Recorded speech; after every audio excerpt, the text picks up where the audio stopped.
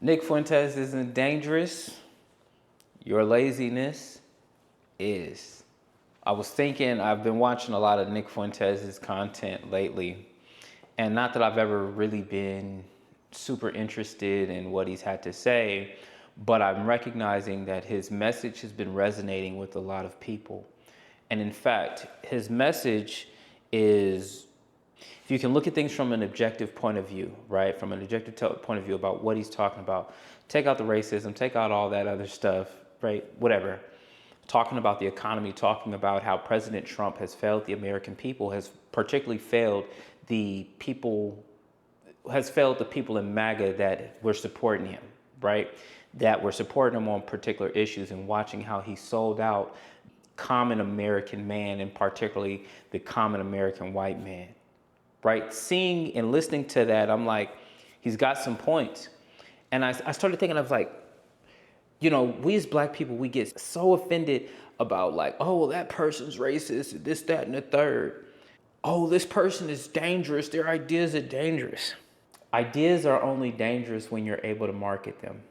And when you're able to market them, and what is it marketing? You're able to message to these people in a way that they understand, in a language that they understand, and really speaking to the things that they care about. So you got the caring about the issues, and then you have the marketing, right, for those particular issues. We can talk about the racism of Donald Trump, Nick Fuentes, all these other individuals. But what are the ideas that are catching hold in Black America that prevents us from being successful? What are the ideas that just seem to catch fire in our community, and it seems as if there's nothing that we can do about it? It seems as if the same way that we're concerned about Donald Trump giving voice to racist and to xenophobic people and all of that, giving voice to those ideas. What are the ideas in the Black community that prevent us from getting forward? We pay more attention to our entertainers and our athletes than we do our intellectuals, than our thinkers.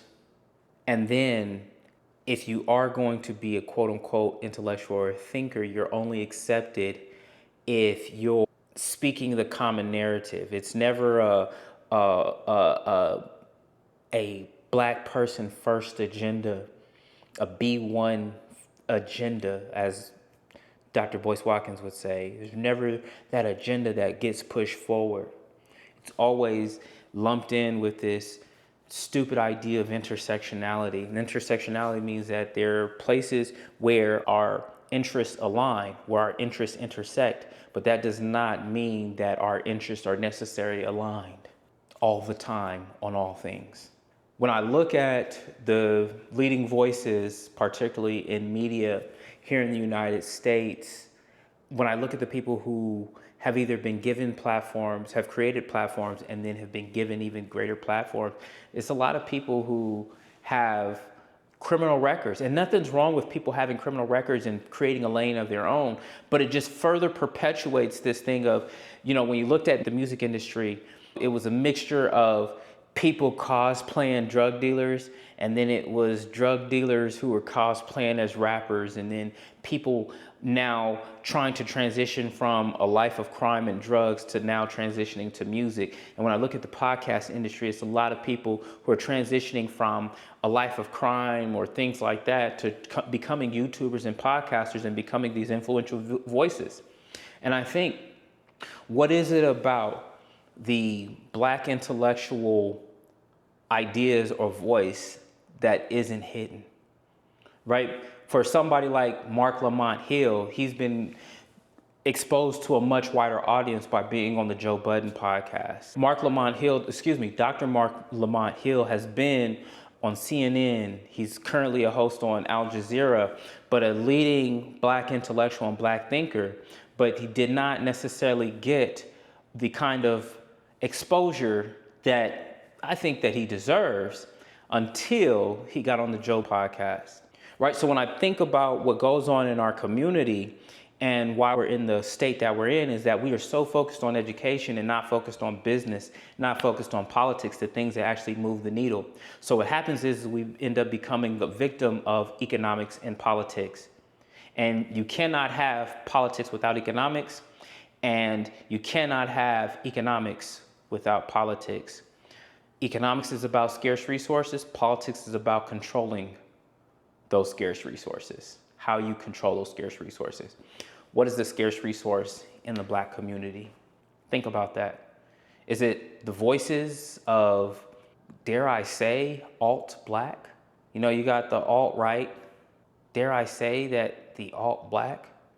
Because what used to be considered the alt-right is now mainstream. I've said many times before that the extremes determine where the middle is. The extremes determine where the middle is. And for Black people, we focused a lot on ideas. We did not focus on ideas and issues. We focused on political parties. And we focused on condemning one political party over the other instead of looking at the issues and saying our vote is up for grabs every election.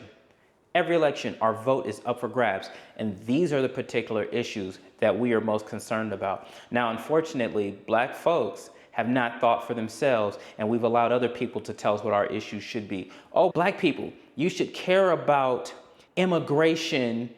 Did you know that 50 years ago that pro-immigration policy was considered a conservative stance?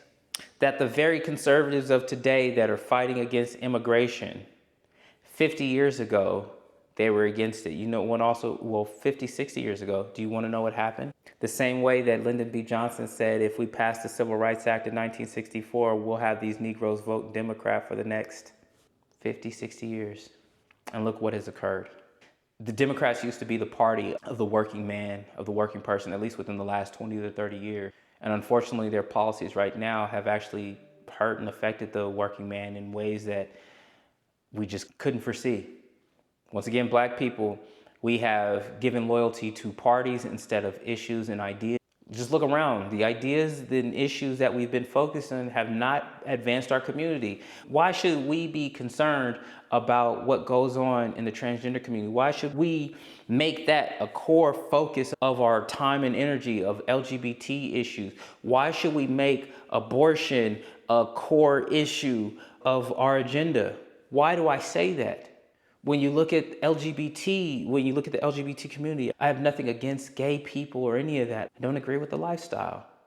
There is no new life that is created out of homosexual activity. No new life can be created by a man being with another man, a woman being with another woman. No new life can be created as a result of that. The same thing with abortion. Life is actually destroyed. So we have focused on policies that either stop life or policies that end life. We have focused on the wrong issues. We should be focused on economic issues. Is immigration important? Yes, it's important, but we're looking at it the wrong way. You have H-1B visas, and no offense, no shade to my Indian brothers and sisters. No offense to them. 70 to 75% of H-1B visas, which are for visas for people with highly technical skills, go to people from India. Once again, hey, good for you. But it's Black people who have been in this country since the inception of this country, who were prevented from participating in these advanced degree programs, from going to the best schools. We should be focused on making sure that, one, that there's greater HBCU funding, that there is more accountability when it comes to the HBCU, that we should have more Black people that are working in high-tech fields, that we should be putting pressure on all these different companies, Google, Meta, OpenAI, Microsoft, T-Mobile, all these companies that are, all these high-tech companies and telecommunications companies and defense companies, we should be putting pressure on them about making sure to hire us, to educate us. And then when we get into those positions, having a culture of excellence in education, excellence in being professionals. If Black people took on the mission statement of the National Society of Black Engineers, I think that Black people would be 100 times ahead of where they are now. The mission statement of the National Society of Black Engineers is to increase the number of culturally responsible Black engineers who excel academically, succeed professionally, and positively impact the community. I joined NSB back in 2005, and here it is 21 years later, and that mission has still stayed with me and stuck with me. That's how influential that organization and its mission has been in my life. What happens when we as Black America take on a culture of excellence, of excelling academically, succeeding professionally, and positively impacting our community? What happens when we take on a culture of accountability? What happens? If we say that Black people are the lowest person on the totem pole, well, guess what? How do we raise up from that totem pole? We start bringing value to ourselves. We start valuing ourselves. We start bringing value to ourselves. And then we start expanding that value to others and getting paid as a result of it. You know, my hat goes off to all the people that were involved in previous criminal activity. Why? Because they're used to taking risks. The only difference between a business person and a criminal, the main difference is where they applied that risk-seeking behavior. Entrepreneurs are risk takers.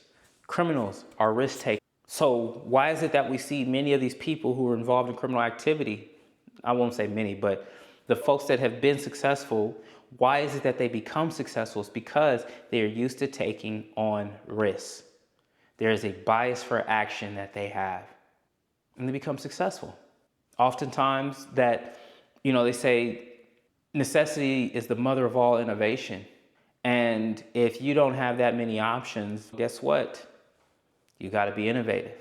What happens when all of Black America takes on a culture of excellence, a culture of accountability, and a culture of responsible risk-taking, a culture of entrepreneurship, a culture of ownership, right? We've been so focused on, once again, I'm a Black American. What kind of American am I? I'm a Black American. That means that I am America first. I'm focused on what affects me here in America. And I have a particular and laser focus on the things that affect Black people and how we can help Black people. They have put in front of us Black faces in political places and called that progress. We've had more Black representatives, but Black wealth has gone down. Think about it. That means that we've had symbols without substance. When it comes down to it, it's the dollars and cents. Money makes the world go round. And Black America has been spinning very slow. It's time for us to wake up, quit complaining, make our ideas more marketable. And guess what? You know what makes our ideas more marketable? You know when people are gonna listen to you? When you're making money. I'm not a broke, woke dude, and I'm not a rich clown. You know what I'm saying? So it's recognizing who I am, who you are, being authentic, being true to that, and realizing that, people are hurting. People are hurting financially. People are hurting economically. And so before they can hear any of the ideas that you got to help them put money in their pockets.